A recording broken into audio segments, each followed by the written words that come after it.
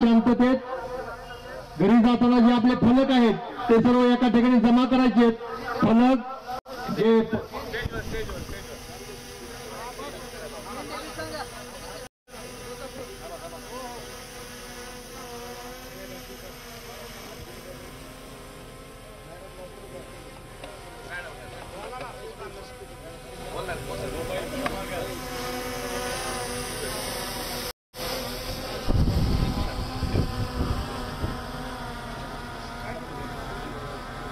दोन मिनिट आपण व्यक्त व्हावं।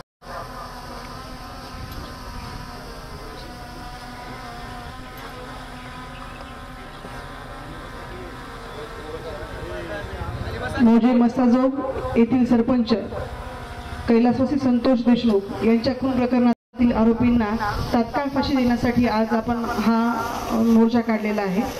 या निवेदनामध्ये आपण एकूण 7 मागण्या प्रशासनाकडे दिलेल्या आहेत।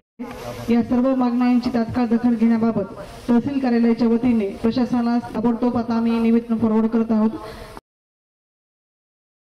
आणि संबंधित विभाग आहेत त्या सर्व विभागांना आपली जी मागणी आहे 7 मागण्या ज्या आहेत विविध विभागाशी संबंधित आहेत त्या सगळ्या विभागांना आम्ही पत्रव्यवहार करून सगळं मागण्या देत आहोत आणि आपल्या ज्या मागण्यांच्या मार्फत आपण जो एका कुटुंबाला न्याय देण्याचा प्रयत्न करत आहोत तो निश्चितच आम्ही प्रशासनामार्फत न्याय देण्याची पूर्ण तजवीज ठेवलेली आहे।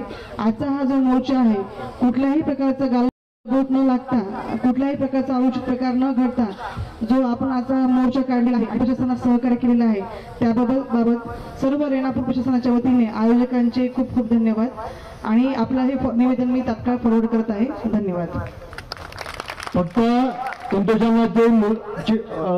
कन्या आणि चिरंजीव दोघे स्टेजवर थांबतील आणि सर्वांनी शांततेत व सुरक्षित घरी जायचंय। जाताना झेंडे आणि पाट्या या सर्व